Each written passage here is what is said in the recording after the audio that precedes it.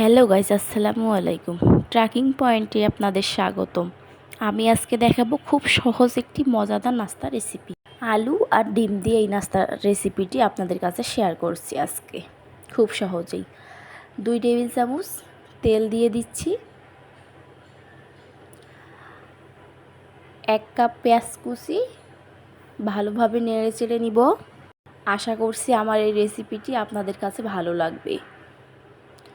1 table চামচ হলুদ গুঁড়ো, 1 টেবিল চামচ মরিচের গুঁড়া, 1 টেবিল চামচ ধনিয়া গুঁড়া, 1 টেবিল চামচ জিরা গুঁড়া।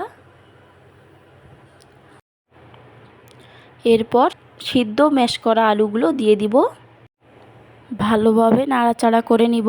আমার রেসিপিটি আশা করছি আপনাদের কাছে ভালো লাগবে। ভালো লেগে থাকলে অবশ্যই বাসায় ট্রাই করার চেষ্টা করবেন। এরপর দিয়ে দিচ্ছি 1 টেবিল চামচ লবণ। আবারও ভালোভাবে মিশিয়ে নেব। মেশানো হয়ে গেলে 1/4 কাপ ময়দা দিয়ে দিচ্ছি, আপনারা চাইলে বেসনও দিয়ে দিতে পারেন। ভালোভাবে নেড়েচেড়ে মিশিয়ে নিচ্ছি। এবার চুলা থেকে নামিয়ে নিয়েছি, হালকা একটু ঠান্ডা করে নেব। আমার ভিডিওটি কে কোথা থেকে দেখছেন অবশ্যই কমেন্ট করে জানাতে ভুলবেন না। পেঁয়াজ কুচি 1 কাপ, মরিচ কুচি 1 টেবিল চামচ, সিদ্ধ করা একটি ডিম নিয়েছি। এরপর মরিচের গুঁড়ো, লবণ দিয়ে ভালো করে হাত দিয়ে মাখিয়ে নিচ্ছি। হাত দিয়ে ভালো করে মাখিয়ে নিতে হবে। মাখানো হয়ে গেছে। এবার এদিকে ডোগুলো হাত দিয়ে ভালো করে মথিয়ে নিচ্ছি। মথিয়ে নেওয়া হয়ে গেছে, 3 টুকরো করে নিয়েছি। এবার একটি পিঁড়ায় গোল শেপ করে নিয়ে বেলে নিচ্ছি। গোল একটি রুটির শেপ তৈরি করে নিয়েছি।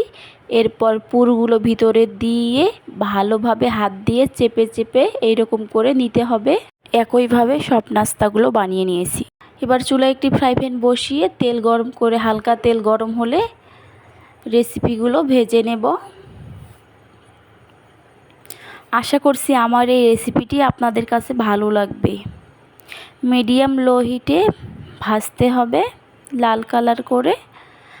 আমার রেসিপিটি ভালো লেগে থাকলে অবশ্যই সাবস্ক্রাইব করে দিবেন। আশা করছি আমার রেসিপিটি ভালো লাগবে ইনশাআল্লাহ। আমার চ্যানেলটিকে সাবস্ক্রাইব করার অনুরোধ রইল যদি আমার রেসিপিগুলো ভালো লাগে। হয়ে গেছে আমার মজাদার নাস্তার রেসিপি, খেতে অনেক মজার। আশা করছি ভালো লাগবে। আজকের মতো এখানেই বিদায় নিচ্ছি। হাজির হব নতুন ভিডিও নিয়ে। আল্লাহ হাফেজ। সবাই ভালো থাকবেন।